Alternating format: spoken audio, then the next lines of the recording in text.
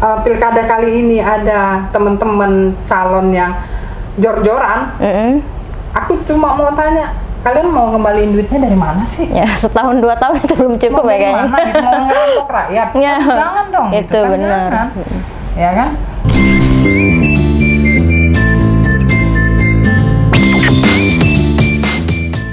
Oke, assalamualaikum warahmatullahi wabarakatuh. Halo, program Cukup Pedas. Saat ini saya bersama saya Dian Cian Fitri, dan saat ini saya sedang ditemani oleh seorang jurnalis yang dahulunya dan sekarang sudah bergabung menjadi politisi. Mari kita sambut Mbak Tun Teja. Halo, apa kabar Mbak Tun Teja? Sehat? Sehat ya.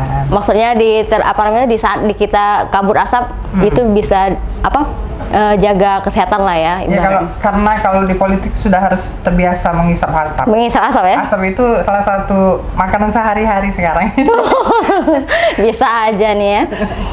Jadi gimana nih kabarnya saat ini? Sekarang sedang apa aktivitasnya sekarang? Alhamdulillah sehat ya. Seperti biasa. Ini kan lagi waktunya, ya kan? Waktunya untuk memulai lagi ritme-ritme 5 tahunan. Jadi ini lagi sibuk-sibuknya nyalek. Ya, jadi sedang berjuang kembali untuk duduk di DPR. Betul. Gitu. Itu aja sih, lagi fokus. Jadi lagi banyak kerja-kerja politik, ketemu dengan masyarakat, ketemu teman-teman, ketemu saudara, sekedar menyapa dan mengingatkan bahwa 14 Februari nanti akan ada gelaran politik. Gelaran politik, untuk mengingatkan teman-teman untuk datang dan menggunakan haknya untuk memilih sesuai dengan pilihannya, gitu loh kan. Nah, saudara Cukup Pedas, bahwa Mbak Tun Teja ini dulunya pernah bergabung sebagai jurnalistik. Nah, mungkin bisa diceritakan dahulunya akhirnya terjun ke politik itu seperti apa nih? Ya, kalau bicara jurnalis itu sudah nadi saya sebenarnya. Walaupun saya sekarang sudah di politik, itu jurnalis itu nggak bisa lepas. Betul. Kegiatan jurnalis itu nggak bisa lepas dari kehidupan kita sehari-hari sebenarnya. Kenapa? Karena menginformasikan, kemudian menyampaikan sesuatu fakta, ya kan? Itu juga bentuk kegiatan yang dilakukan dari berbagai bidang. Begitu juga di politik. Nah, kebenaran di politik aku di PDI Perjuangan, aku ini menjabat sebagai Wakil Ketua Bidang Informasi Komunikasi.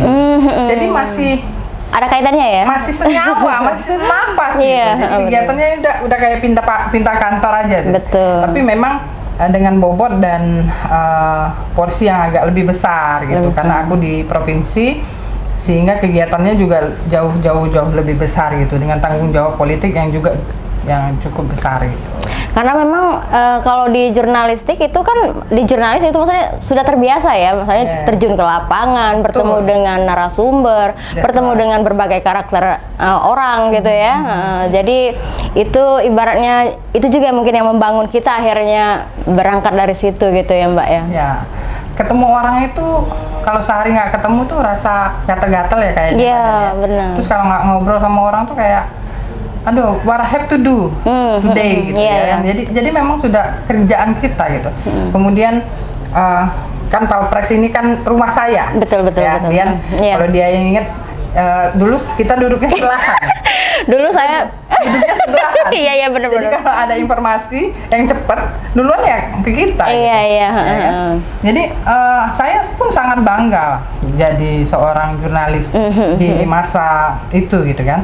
Nah, tahapan-tahapan kehidupan ini kan membawa kita pada pilihan-pilihan. Benar. Ya kan? Ketika saya di politik, ternyata saya nggak akan melepaskan kejurnalistikan saya. Bahkan saya di politik saya belajar nih Dian. Saya belajar mengenai gimana sih mengelola sosmed untuk politik, gimana sih membangun sebuah opini di politik itu dilakukan gitu. Dan background saya sebagai jurnalis itu sangat-sangat membantu gitu. Benar. Soal branding diri, branding sebuah partai, branding sebuah organisasi politik itu tergantung sama kader-kadernya. Gitu. Nah itu kenapa saya sangat-sangat bangga pernah menjadi jurnalis. Nilai plus yang nggak semua orang punya gitu. Betul. Bahkan saya sempat bangga nih karena dulu saya pernah dididik sama beliau nih. Dia mengajarkan, zaman dulu kita masih di ini ya Mbak ya, aku di ekonomi dulu. Nah, Mbak Teja ini sangat membantu saya sekali dan dia mendidik, maksudnya tuh mengajarin kita bukan sok mengajari ya, tapi benar-benar bagaimana kita tuh mengeksplorasi tulisan itu tuh dengan sendirinya seperti itu. Aku sih waktu itu mungkin niatnya lebih ke sharing ya. Kenapa aku juga kan ke juniorku di masa itu juga ya kita kan nggak selamanya akan seperti ini. Kan kita kan harus ada improvement. Kaderisasi ya. Kemudian ketika kita bicara soal apa ya, membagikan sesuatu, ilmu itu kan kita bicaranya pahala ya kan. Benar. Dan akhirnya bisa dipakai kapanpun gitu. Nah itu juga yang kita lakukan di politik gitu. Saya nih taruhlah nih sekarang senior lah bahasanya gitu kan, karena saya sudah 2 periode menjabat sebagai wakil ketua di levelan provinsi di Partai PDI Perjuangan. Itu kan juga kan kita nih lagi gencar-gencarnya nih merekrut dan mengajak pemilih-pemilih muda. Ayo dong, biar anak-anak muda sekarang nih melek politik gitu. Melek politik anak muda. Anak muda ini kan nggak boleh antipati soal politik. Betul. Mereka hanya tahu politik itu kan sekilas kulit luarnya aja. Benar. Nah, kenapa ini jadi tugas kita? Saya sebagai saya merasa masih muda ya, karena untuk di levelan politik ini saya masih muda gitu kan. Di usia juga saya tergolong muda gitu. Itu sebabnya saya mau ajak teman-teman, ayo dong. Jangan cuma jadi kayak penonton gitu aja ya. Gitu. Ini waktunya kita berbuat jadi lakon sesuatu ya, gitu. Kita waktunya kita menjadi pelaku gitu. Jadi nggak cuma lihat gitu. Ya, sekilas. Kemudian antipati, kemudian baca komen-komen yang negatif budaya itu nggak asik lah gitu. Betul. Ternyata enggak. Ketika kalian terjun di dunia politik itu sangat menyenangkan. Kenapa? Kalau orang bilang kejam itu tergantung point of view-nya. Tergantung ya. Kan tergantung sudut pandangnya. Jadi ketika dia bicara, kalau saya sih bilang politik itu seni, seni. Kenapa? Karena baik buruk tindak tanduk apapun hasil itu dari sudut pandang kita sendiri. Dari sudut pandang dan apa yang sudah kita kerjakan. Betul. Saya meyakini kalau kita melakukan sesuatu yang baik, ya efeknya juga akan baik untuk diri kita. Kita akan meyakini itu. Jadi just do good gitu. Jadi kebaikan itu akan datang sendiri ke kita dengan berbagai cara gitu. Gitu. Begitupun hari ini ya, saya diberi kesempatan sama partai, sama ketua DPD saya untuk ikut bertarung di Dapil Kota Palembang. Dian di Dapil 2. Dapil 2 ya. Dapil 2 Kota Palembang itu dapil ini meliputi Sukarami, Alang Lebar, Kemuning. 3 kecamatan. Ya, 3 kecamatan itu. Nah, diberi mandat untuk ikut terjun ke lapangan itu merupakan sebuah sebuah kerja-kerja yang jalan hidup yang saya kerjakan. Kenapa? Begini ya, ketika kalian memilih jalan hidup kan pasti udah mikir nih ini bakal begini. Terencana lah mungkin ya. Dan ingat nggak, sebaik-baiknya manusia itu yang bermanfaat untuk orang lain. Itu Islam loh mengajarkan itu. Nah, dengan ini saya berusaha, dengan perjuangan saya ini saya ingin bermanfaat untuk orang lain. Selama ini saya hanya bermanfaat mungkin untuk orang sekitar saya, Dian. Karena dengan background dan kemampuan yang saya miliki. Tapi dengan saya berjuang dan jikapun memang memungkinkan saya bisa duduk, aku akan melakukan hal yang lebih luas lagi dan mencoba untuk bermanfaat lagi untuk masyarakat gitu. Betul. Karena kan memang agama kita kan mengajarkan untuk bermanfaat gitu. Nah, ini bagaimana sih caranya supaya kita bisa tetap bermanfaat gitu di posisi dan lini manapun gitu. Dan kebetulan kita juga sekarang ini sedang berada di ini ya, maksudnya tuh di tengah-tengah masyarakat lah ibaratnya tuh kan gitu. Mungkin apa nih yang menjadi alasan akhirnya Mbak Tun Teja ini akhirnya yes aku harus kayaknya menjadi seorang anggota dewan, menjadi politisi lah ibaratnya tuh. Seperti apa sih mungkin yang menjadi alasan? Karena keterpanggilan sih Dian. Awalnya. Keterpanggilan. Menjadi anggota DPR itu adalah boleh saya bilang salah satu cita-cita saya. Salah satu cita-cita bukan karena DPR-nya, tapi bagaimana saya bisa bermanfaatnya gitu. Ketika kita masih di luar, kita hanya bilang, oh ini pemerintah begini, harusnya kan begini. Tapi ketika kita di dalam sistem, sudah terjun, kita bisa nih ikut menentukan arah, gitu kan. Bisa menentukan, oh yang kemarin mungkin ada masyarakat ini, kalau kita bicara nih soal pembagian PKH dan lain-lain, itu kan mungkin ada masyarakat kita yang ngerasa harusnya nerima nggak nerima, sementara yang harusnya tidak menerima gitu. Nah, yang begini-begini kan perlu wadah-wadah untuk menyampaikan aspirasi mereka ini. Itu dalam segi itu. Belum lagi dari segi pendidikan, kesehatan, dan itu sangat-sangat penting sekali untuk kita menjadi, bahasa Dian tadi, pelaku benar gitu, pelaku di dalam kancah politikan ini. Jadi kita nggak cuma jadi penonton. Nah, ini juga kan akan menjadi tongkat estafet. Kenapa saya bilang ini mungkin saatnya saya nih, besok juga saatnya kalian anak-anak muda gitu. Regenerasi lah ya.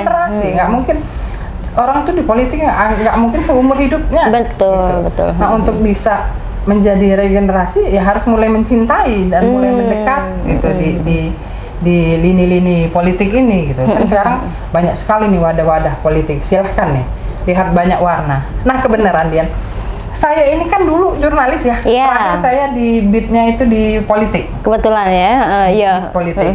Saya di beat politik, kemudian saya melihat banyak warna dia, merah, kuning, hijau. Pokoknya rainbow itu sudah saya lihat semua. Pelangi lah ya. Yes. Nah, di saat itu aku lihat, oh kalau partai ini begini ya, oh kalau ini partai ini begitu ya. Aku ngerasa partai yang paling mewakili orang cilik nih PDI Perjuangan, gitu. Masa itu aku ngerasa begitu, aku merasa terwakili, gitu. Menjadi masyarakat. Begitupun ketika pemilihan presiden, seorang Jokowi yang bukan siapa-siapa bisa jadi presiden, gitu kan. Bisa jadi presiden. Rakyat biasa lah ya. Iya. Dengan begitu kita masih punya mimpi, oh anak kita yang kita nih bukan siapa-siapa besok bisa jadi presiden, anak Dian, anak aku, atau keluarga kita, atau siapapun yang backgroundnya nggak dari darah biru, bisa gitu punya cita-cita. Nah, besok mau jadi apa nak presiden? Masih mungkin gitu. Coba kalau nggak, oh nggak bisa, kamu harus dari darah biru, oh kamu harus keturunan ningrat, ya enggak gitu. Ternyata bisa loh gitu. Nah, itu di situ saya ngerasa itu yang jadi alasan mungkin kita akhirnya bergabung di PDI Perjuangan seperti itu ya. Kalau ada beberapa warna yang kalau mau jadi pengurusnya dia sudah harus punya modal, selain modal politik mungkin modal ekonomi nah, ya itu. Dia harus punya background ini, atau dia punya nama belakang A, B, C gitu baru bisa gitu, atau bisa juga jadi warisan. Ya gitu. Jadi kalau ada satu warna gitu yang penerusnya itu yang harus ada nama belakang bapaknya, punya kekayaan sekian. Tapi kalau di PDI Perjuangan enggak, bebas. Kalian gitu ya? Kalian mau dari tukang becak, mau tukang cuci, mau orang berpendidikan, siapapun diterima. Bahkan saya yang dari jurnalis pun bisa. Gitu, bergabung di PDI Perjuangan gitu. Siapapun diterima gitu loh. Itu loh sih Dian, kalau saya ngerasa kenapa akhirnya saya memilih dan terjun dunia politik ini. Iya, partai banteng lah ya. Partai banteng. Selain itu mungkin apa nih yang akhirnya kita tergerak nih untuk oh ya akhirnya aku ikut bergabung nih, mungkin dari dalam diri kita kan, selain memang karena memang PDI partai tua sudah itu juga menerima dan terbuka untuk masyarakat umum lah ya, istilahnya tidak itu apa sih sebenarnya? Kalau saya pribadi sih ada beberapa alasan, kan? Ada cita-cita di sana kan, ada histori ya kan, kemudian ada banyak hal yang membuat saya tuh ngerasa ya this is the one gitu. Kenapa? Untuk jadi apa ya, di PDI sendiri perempuan itu diberi tempat yang sangat istimewa. Jadi kita ada 30% keterwakilan perempuan. Bahkan kalau kita lagi acara partai ini nasional, kita punya gate sendiri untuk perempuan. Gitu. Jadi memang kita benar-benar diperhatikan. Sementara ketika pencalonan itu nggak 30% itu dari caleg-caleg dikembalikan, penuhin dulu 30%. Gitu. Jadi perempuan itu memang sangat diperhatikan. Komitmennya ya. Yes. Tapi perempuan di PDI ini bukan cuma jadi hiasan ya. Kalau di partai lain kan cuma dipakai namanya, yang penting ada perempuannya gitu. Kalau di PDI enggak. Contoh, di PDI Perjuangan itu di DPRD Provinsi Sumatera Selatan itu hampir setengahnya perempuan.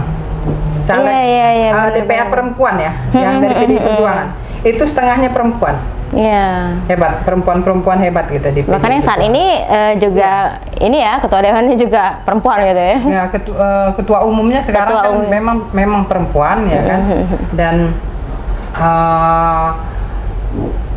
ya memang perempuan itu sangat diberi tempat yang layak. Jadi bukan cuma pelengkap, bukan cuma ani-ani bahasanya gitu, enggak. Bukan cuma hiasan pojok. Iya, benar-benar pajangan lah ya.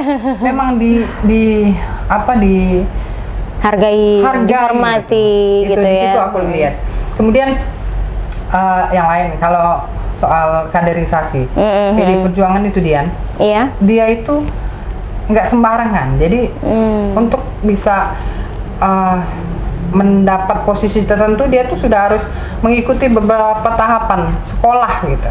Jadi ada pendidikan kadernya, madya, ya kan?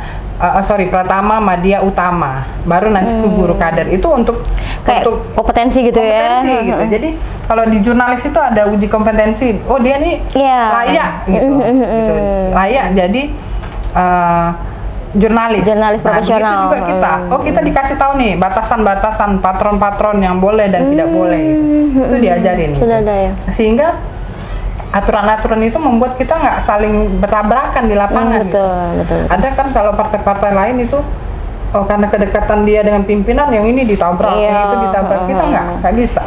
Ini profesional nggak bisa. Jadi walaupun kamu dekat tapi kamu juga nggak kerja, itu nggak akan dihitung gitu. Gitu. Betul. Yang membuat saya nggak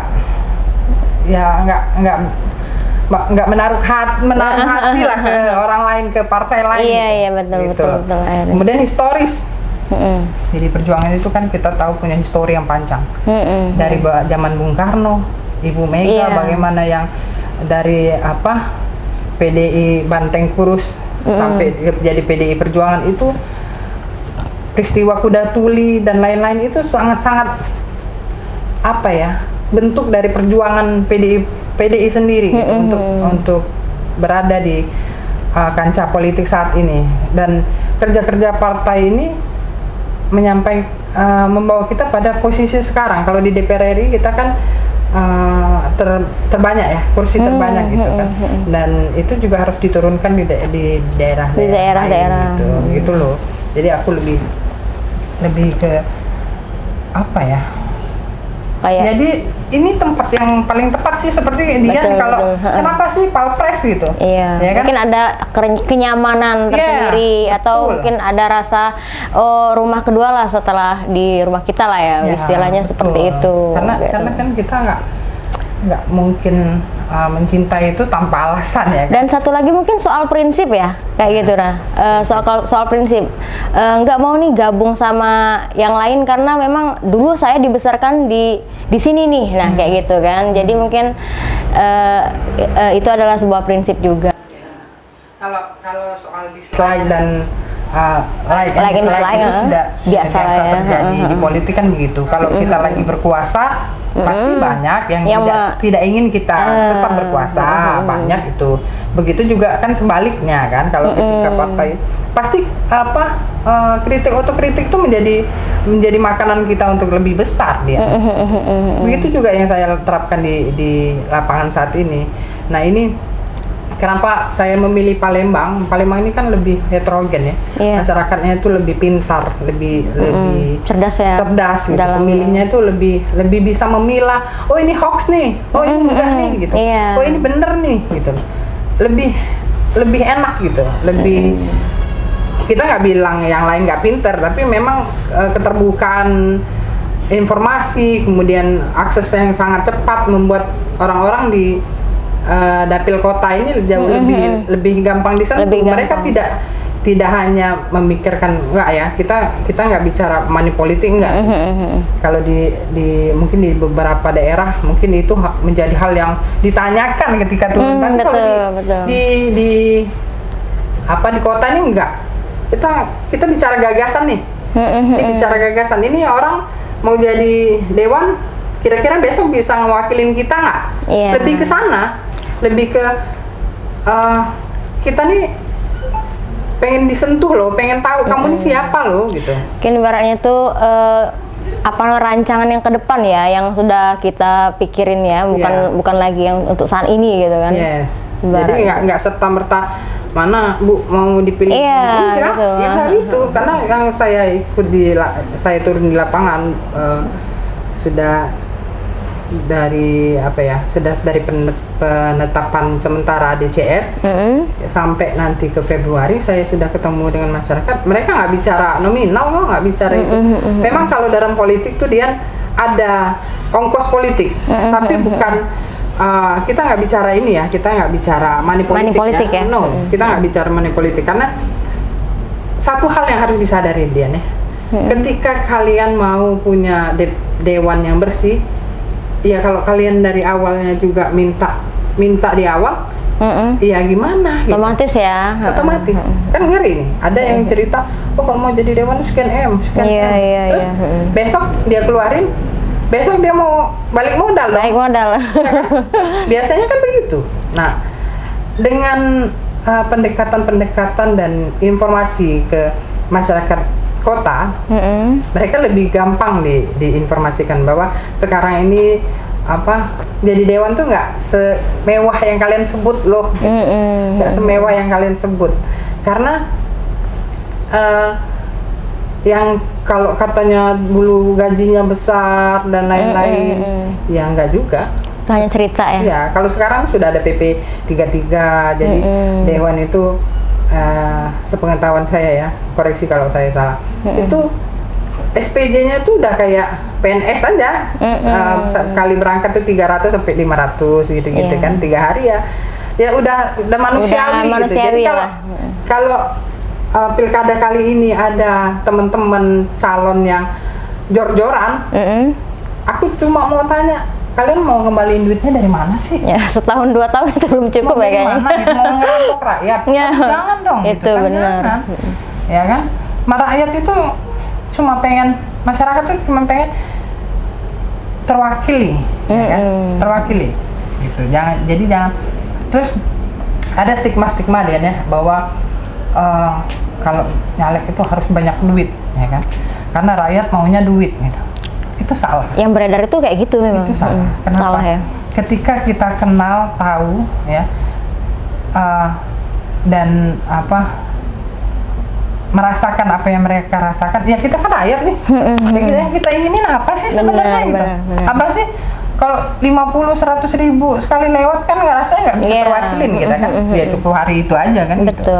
Tapi yang Dian rasain, Dian kalau misalnya mau pilih dewan, pengennya yang kenal nggak? Kamu kenal nggak sama dewan itu? Betul. Betul kan? Akhirnya ketika kamu ngalamin problem apa nanti, kamu kan tinggal telepon. Mbak Teja, ini loh di daerah ini kok lampunya mati, lampu jalannya gimana ya? Terus aku tinggal, oh iya nanti aku coba konekkan dengan dinas penerangan jalan. Itu gunanya politisi itu gunanya orang yang kita kenal itu di situ loh. Jadi seperti dia ya yang kamu mau tuh seperti apa ya seperti itu kan pastinya kan nggak bukan yang berapa bukan transaksional. Itu enaknya di Kota Palembang. Mereka tuh tinggal ingin disadarkan aja. Gitu loh. Oh, wakilin saya dong gitu. Ngerasa ada kalian itu jadi kami ini ngerasa nggak gitu. Nah gitu loh. Keberadaan kami ini ada nggak gitu ya gitu. Ke situ. Jadi jangan mentang-mentang kalau nanti besok jadi dewan punya pengawal 5 gitu kan. Ya itu nggak oke juga. Benar. Mana perwakilannya gitu. Ya nggak oke juga gitu. Nggak merakyat yang disebutkan gitu ya. Iya, betul. Mungkin nih Mbak, apa nih Mbak, pesan kemudian harapan kalau memang nantinya insya Allah kalau misalnya memang diamanahkan untuk menjadi seorang anggota dewan, mungkin seperti apa nih Mbak? Saya kalau pesan itu lebih ke ini ya, ke anak-anak muda, generasi muda. Ayo lebih mengenal lagi gitu. Lebih aware lagi soal politik. Silahkan pilih warna apapun yang kalian suka gitu. Silahkan. Yang ngerasa mewakili kalian gitu. Silahkan. Tapi mulailah belajar untuk menerima tongkat estafet pemerintahan ini. Ya kan?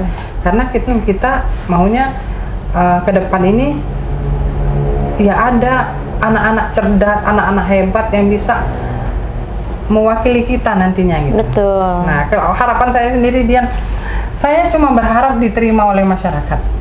Diterima, kemudian ketika diterima, dikenal, saya disuka, kemudian saya berharap saya bisa mewakili kalian nantinya gitu.